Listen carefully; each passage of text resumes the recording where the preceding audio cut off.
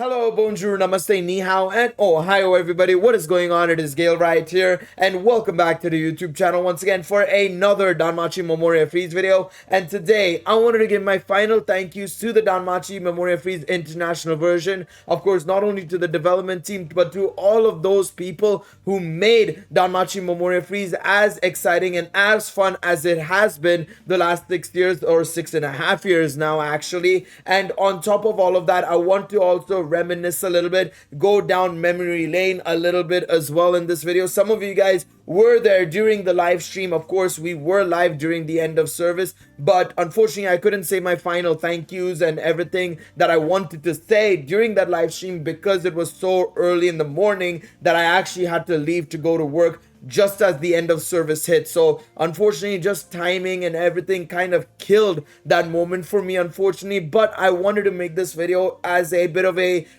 redemption of that live stream. I know a lot of people will say I did a fantastic job being live for that long and everything, but no, I feel like I could have done more, and unfortunately just IRL circumstances hit and I couldn't do what I wanted to do, which was, like I said, thank the development team, thank the people who made Danmachi Memoria Freese as exciting and fun as it has been and had been over the last 6 years. And also finally, like I said, I want to just go down memory lane a little bit, point out some of the things that I mentioned in the live stream, but in this video as well. Maybe it'll give you guys the opportunity to go down your own memory lane. And of course, I would love to see your guys' memories and finest moments in Danmemo down below in the comments section, be it, something you did with your familiar, something you did in, war games or Record Buster, or something along those lines. I would love to see your memories down below in the comment section. And of course, if you guys enjoyed this video, remember to leave a like down below, and of course subscribe to the channel for more content. Now, of course, I still have Danmemo installed on my phone, even now, 2 days after the end of service. And as you see, there's this message basically saying that, service has ended on the 28th of February, and they would like to thank all of us for their support, of course, or for our support to them regarding the game, of course, right? Now, they do have something where you can actually contact the development team and, of course, the, team itself at Danmemo. Of course, it wouldn't be a Danmemo video if we didn't have something to do with Do Not Disturb on. We had to do it for the one time. Of course. But if you have any paid iris left over, you can contact the team at Danmemo to refund you that paid iris, which I think is fantastic. I don't see a lot of gacha games doing this, to be quite honest. So seeing Danmemo incentivizing this is amazing. It's honestly fantastic. I myself had 4 paid iris going into the final day, but I wanted to end on 0 iris. So literally, if you go back and check out the live stream, like literally last 10-15 seconds of the game being live, I was just rushing to try and get to an even number so that I could do one final single summon, and we did it, and it was insane. It was honestly, like I said, unbelievable fun, and it was just a joy to experience those final moments with everybody in the chat, all the 07s, the saluting and saying goodbye to Danmemo. It was fantastic. But again, like I said, I want to go over my just thank yous and all of that jazz that I want to do in this video. So I think without further ado, considering we're talking about how good the Danmemo devs and the studio behind Danmemo is, massive thank you to WFS and of course Gree for supporting this game as long as it has been supported. A lot of anime gacha games are well known to be cash grabs, and they tend to run into end of service unless it's a big IP like Dragon Ball or Fate. It tends to end within 3, maybe 4 years of the game's life cycle. Naruto Blazing was, I think, 5 years if I'm not mistaken. So like there are even the big shonen games only last like 5 to 6 years, like I said, outside of your Dragon Balls and Fate. And so seeing a game like Danmemo last 6+ years and still going on, by the way, on the JP version, by the way, it's still carrying on the JP side and still making decent money over there, of course, right? But the fact of the matter is, like I said, Danmemo lasting 6+ years is nothing short of amazing, and in my opinion, it goes to show that if you are a gacha game studio, focus on making a good franchise game. So in this case, making a good Danmachi game literally gave them all the opportunities they needed to make this game effectively a genuine success. In my opinion, without Danmemo, realistically, we wouldn't be getting a lot of the anime and games that we are getting now for Danmachi. Like, let's be real. This game was making multi-million dollars a year effectively during its peak. And this peak was during like the 2nd anniversary, 3rd anniversary. The 4th anniversary is where you start to notice a bit of a decline. I mean, I can show you guys said decline in just a moment, of course, but it's still an astounding, run it's had, and the money it's obtained for, like I said, the Danmachi franchise, to me personally, is unbelievable. It is honestly, genuinely unbelievable. And one thing I want to also mention is that, and this is, again, I don't like comparing the Danmachi games because right now Battle Chronicle is only 6 months in versus Danmemo's like 6+ years, right? Two different games, two very different games. Danmemo also released during an era where expectations were never this high for gacha games. It's only since the introduction of games like Genshin Impact, Honkai Star Rail, Punishing Grey Raven, Epic 7, and so on and so forth, that, we've started treating gacha games as, okay, you have to give us good, really good quality gacha games, right? You cannot skimp out on certain things that, that used to work back in the day. You cannot skimp out on things that could be avoided in the yesteryear. You have to be making a good gacha game. But the one thing I will still maintain, even now, talking about everything that's happened in the last couple of months, and obviously with Danchro's ups and downs, for a lack of a better word, the one thing I will respect and once again thank the Danmachi development team for is the fact that they made a Danmachi game first and foremost and a gacha game second. Danmachi Memoria Freese feels like a Danmachi game, whereas Danmachi Battle Chronicle just doesn't. Unfortunately, it just doesn't feel like a Danmachi game. It feels like a gacha game first with a skin of Danmachi around it. Now, to a lot of people, that's like, well, that's most anime gacha games, but that's what made Danmemo truly special. Everything I did in Danmemo made me feel like it's Danmachi, from naming certain things, from having the weapons of the characters be a prominent feature, to obviously stuff like small things like the dispatch quest being held in the guild itself, which makes sense because the guild sets out those missions. You go over to the you go over to, of course, the other side as well, and you go over to effectively the missions tab, and it's still the guild obviously handing you out your guild missions and stuff, your dailies, your weeklies, and so on and so forth. Whereas in Danchro, of course, Harihime does that, which, sure, you can have that still, but it just doesn't feel the same as how it was in Danmemo as well, right? Not to mention the music. Like, don't get me wrong, apparently Danchro has managed to hire the services of Elden Ring's composer, but it doesn't feel like Elden Ring's composer, because I ain't gonna lie, Danmemo, in my opinion, has not missed on the music at all. And of course, we know Danmachi has really good music as well in the anime, so seeing it be really good in Danmachi, then Danmemo, and then surprisingly mid in Danmachi Battle Chronicle just elevates Danmemo even that much more.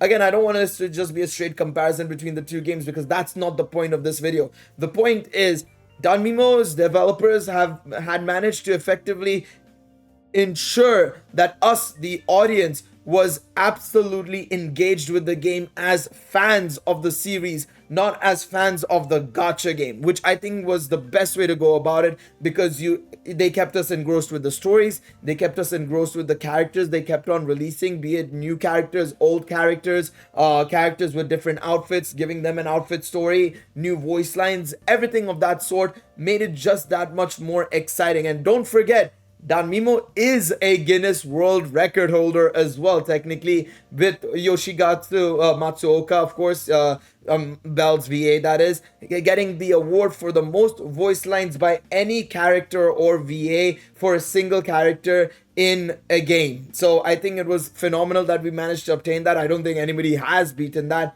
But yeah, it's such a sick award. Now, coming over to this, we're here with Danmemo's earnings, of course, right? if we go back in time to about, let's say, 2020 or 2019, we'll start off with, they made 2.374 billion yen here. So if we move that over to USD, that is $15 million in a year, which is very solid. This was the second anniversary. This was Argonaut's release. Then it dropped down to 1.871 billion USD, which is $12 million. Still very solid. Then we move on to 2021, which is again a bit of a decline. And this is where I would start to say that the cracks were starting to appear, right? Because again, the modern gaming era had just evolved so drastically, right? When I say modern gaming era, modern gacha gaming era just blew into explosion with Genshin and everything releasing, to the point where obviously a release like Danmachi Memoria Freese definitely felt a little bit old school. But the main point is, it made so much money for the Danmachi franchise as a whole that, you know, the main thing I would like to point out with the money they made here, and remember, this is only JP, by the way. This is only JP.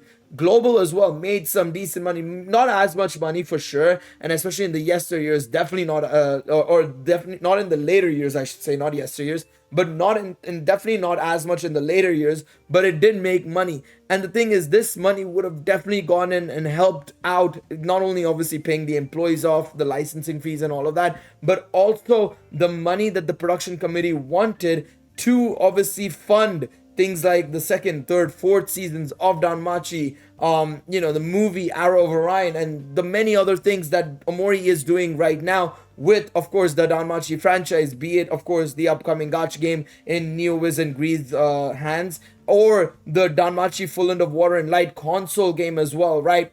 So there is no doubt about it that, you know, Danmemo has done something very significant here with the game, you know, making as much money as it has, especially during a period where Danmachi itself wasn't very popular. It's very impressive. It is simply very impressive. So there's no doubt about it. That is something I have to give my hands out to the Danmachi development team. They made a very solid game that not only just was a great game for the Danmachi fans, but it was also great for the Danmachi franchise, because you obviously got the revenue to be able to do a lot of these things, and not to mention the stories to also, you know, be a part of the light novel adaptations. This, like, not gonna lie, I mean, outside of, I guess, Fate Grand Order, I think this is the first time I feel like I've seen a gacha game get canonical stories, which then gets adapted into light novel. So it goes from game to light novel, rather than vice versa, where it's usually the, you know, light novel gets adapted in game. This one is the other way around. The game got adapted into light novel, which is insane, right? With the likes of Astray Record and Argonaut's light novels, right? It is truly, truly amazing. Now, I would like to give a special thank you to the people that made, you know, just Danmachi Memoria Freese as exciting and fun as it ended up becoming, of course, right? And the first person I'd like to thank is actually the person who introduced me to the game. And maybe he might not remember this. He might not even be watching this at all, because we've gone our separate ways. He's doing his own thing. I think he's an editor for some very big YouTubers and stuff. So big shout outs to him, of course, right, for doing what he did. But back then, he was my moderator and a fellow co-streamer, Mika, or Simply Casual as he was known back then. Now we'll call him Mika. Mika was effectively the guy who introduced me to Danmemo. I didn't even know the game was out. This was when I was playing Dokkan on Twitch, of course, right? And he told me about this gacha game that came out called Danmemo. He told me that D-Free, a big YouTuber in the Dokkan community back then, and still now to this day actually, was playing the game. And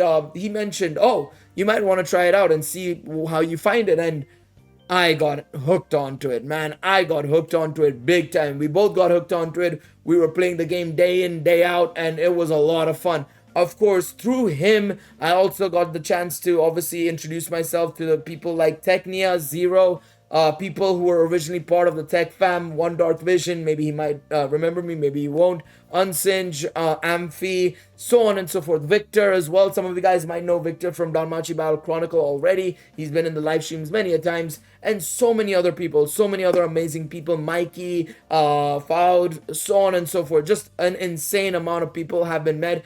And I will never forget the times of spreadsheets. pure and utter spreadsheets.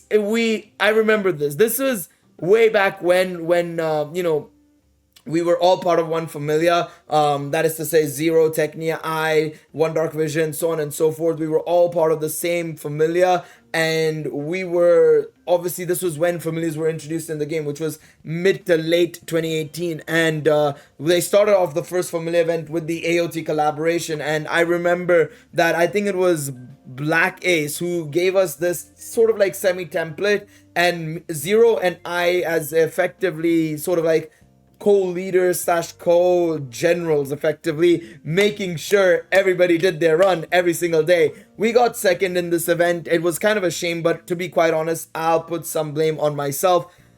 I was a little bit of a I was getting carried quite heavily here. I was definitely getting carried quite heavily here, coming in 4th place. Let's go, thumbs up right there. This was of course when I didn't summon for any of the units, so I was struggling big time. We tried our best, we just couldn't do anything there, and so it was a bit of a struggle there, but we bounced back. And then in the next season, we came first here. So you can see we've actually set up like a proper chart here. Of course, there was one guy who was a little bit lower down than all of us, but we let it slide, of course, right? Because again, at the end of the day, we couldn't expect everybody to do runs, but the main important thing was to ensure that we tried improving people across the 7 or 6 days of the event being live. Of course, the big jumps indicate, of course, the stages in Familia Royale, because back then Familia Rush wasn't a thing, so it was Familia Royale. So it was super important to make sure that we were trying to effectively get the runs in that we needed to in order to basically do our best job. And of course, if people couldn't do the hardest stage, drop down a stage and try our best, because that would be the best way to go about it. And then you'd have this as well. We still had the charts going on here. I don't think we had anything in regards to this as well. Oh yeah, this was quite funny as well. We tried, I don't know if we had a bit of a mistake with the way we did the formula here, but for some reason it was just a little bit weird. It just wasn't working, so it ended up, oh no, because he got the same score in day 6 and 7. Yeah, one ODV getting this was hilarious, because we had to literally put bot confirmed on that one, considering got the same exact score. It was the same with even Hollow and Transient here as well. It was quite funny there as well. I also, by the way, I don't think he remembers me, but Sentenchi is somebody I follow on Twitter still to this day. He's very into fighting games nowadays from what I've seen. But yeah, again, fond memories. Looking at these numbers and spreadsheets, you might be like, shit, y'all did spreadsheets in this game? But honestly, when it was Familia Royale, it was fun. It was honestly fun. I mean, you can see here the score. This was the score. Let me see if I can arrange it in... can I sort it? Can I sort this maybe by some chance? Let me see. Let's see. This is filter. Can I see a sort? Is there a sort command here? Can't see. Data? Yeah, sort range. Let's see. From A to Z. Yeah, there we go. So I think it was... Who was it?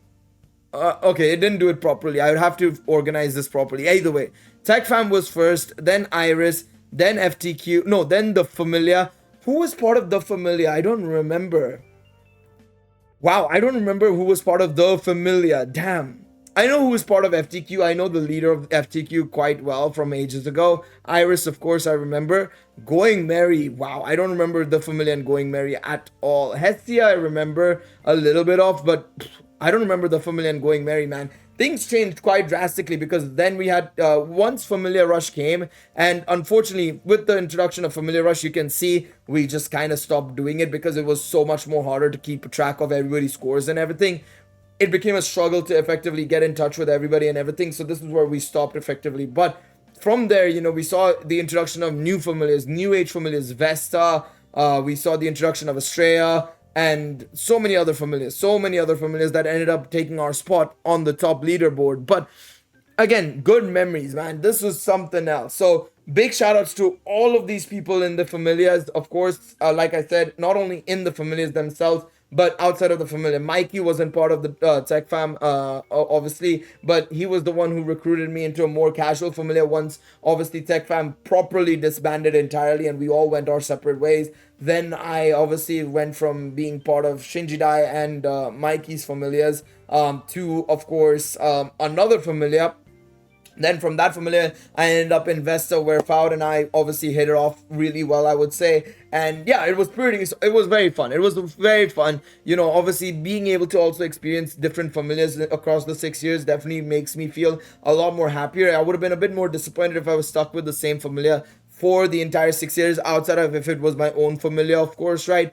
But you know, being able to jump from familiar to familiar, you know, seeing everybody, you know, introducing myself to new people and vice versa as well, it was great. It was honestly fantastic. And you know, I'll miss it. I'll definitely be missing it, because I don't think I've ever had a very similar fun guild experience as I've had in Danmemo. Danchro doesn't even come close to it, nor does any other gacha game I've played. This is just seriously was just so much fun. And maybe people will say it wasn't that deep or that interesting, but to me it was fun. That was the most important thing. So yeah, again, very iconic period and a very different time, to be quite honest.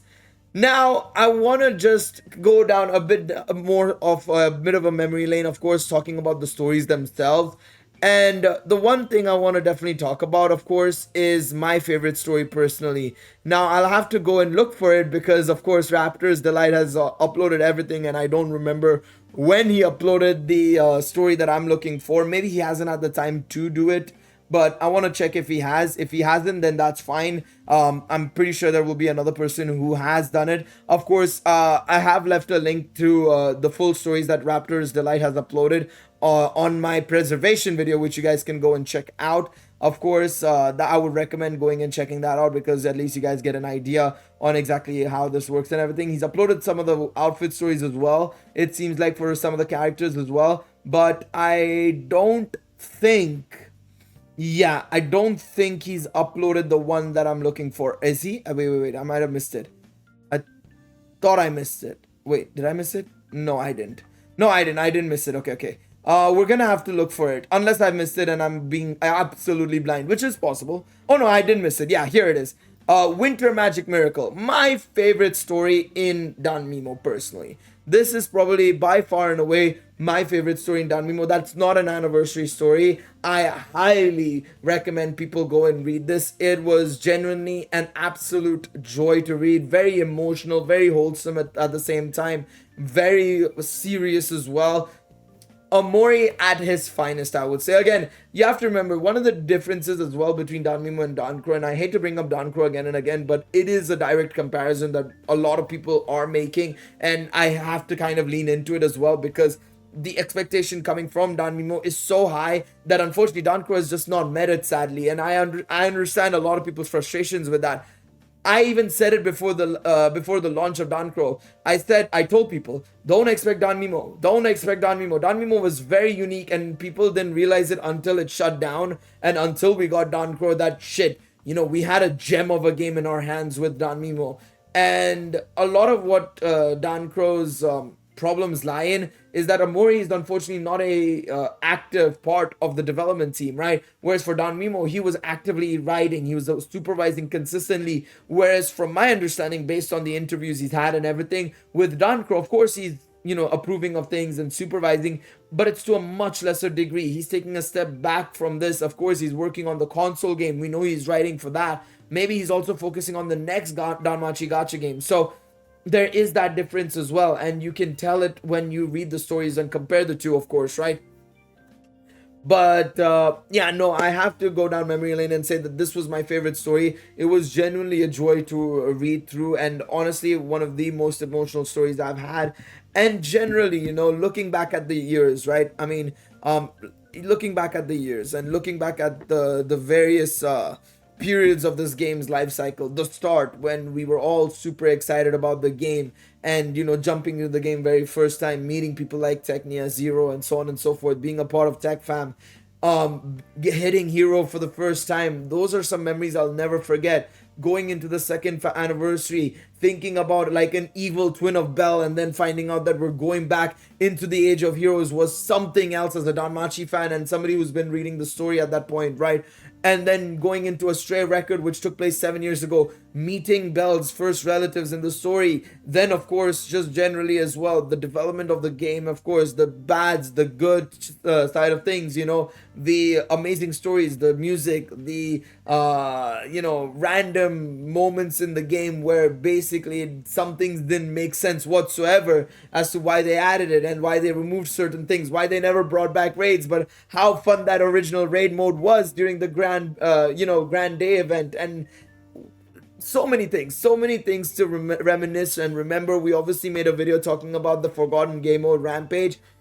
Things like that are what make me feel extremely sad, you know, those moments and spending those times. And like a lot of people will attest to, and they'll have their own sort of like, you know, jumps in life. But I was just starting university when Danmemo first dropped, and now I've graduated twice. I've done my bachelor's, I've done my master's, I'm working now, and I'm looking for a job as well at the same time. But it's just insane. It's just insane to think about, you know, the transition from that period of like, you know, being a just turned 18, you know, just, you know, entered adulthood properly for the first time, to now having my own responsibilities, things that I have to do for myself, things that I have to do for my parents as well, what I have to do in order to, you know, improve myself and things like that. You know, I was a bright-eyed young boy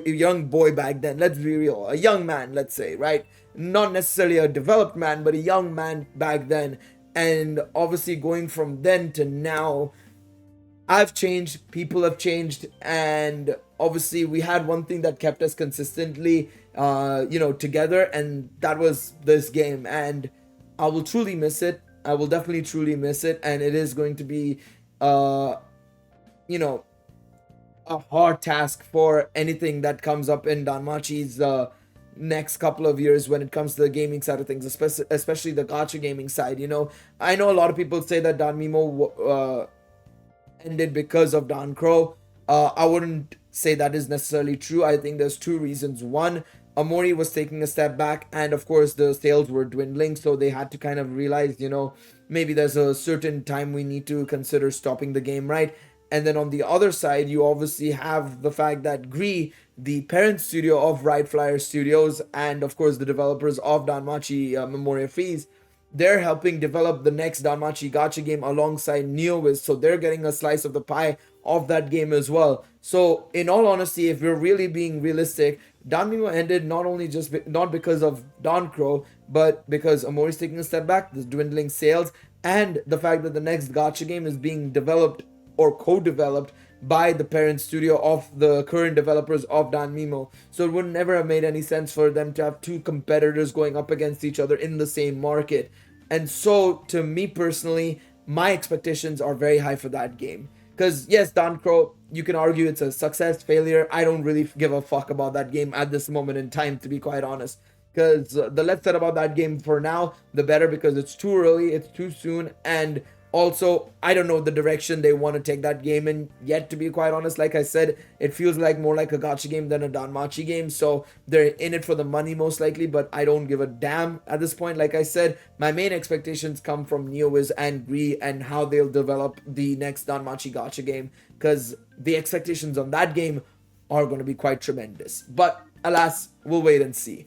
Let me know what you guys think in the comment section down below. Like I said, give me your fondest memories of Danmachi. Once again, a big thank you to the Danmachi development team, of course, or Danmemo development team specifically, I should say here, for, of course, providing us with a unforgettable 6 years of, you know, amazing stories, amazing character interactions, and just generally a bloody fun time. And, of course, you know, a big thank you to all the people, like I said, as well, that, you know, were a part of this game, be it through, you know, people who just watched the streams, people who were, you know, in my guild, people who were close friends with me, and so on and so forth. And then finally, a big thank you to all of you guys. Of course, the last 2 years of creating Danmemo content is something that I'll never forget. You know, it was better late than never. You know, a lot of people will say that, Gail, you could have easily done this, you know, post Technia leaving, or you could have done this before even Technia left. Of course, Technia was the biggest content creator regarding Danmemo at the start. And then, you know, you could have gone and worked with Pilk, maybe, you know, could have done a lot of collabs and stuff, right? And while that is true, you know, Raptors Delight and I could have done something with Danmemo that could have kept it on its pedestal, you know, at least visible to the online community. But of course, that back then I was still uncertain about the games that I wanted to play, very uncertain about people's reactions to certain things. I wasn't too confident in myself back then as a YouTuber. But now, you know, I say fuck it, and I'm, you know, here, and I have to thank Danmemo for that. So once again, thank you, Danmemo, for being a part of my life for the last 6 years. We'll never forget you, and yeah, I'll miss you. I'll definitely be missing you. Until the next one, guys, take it easy, everybody. Bye bye.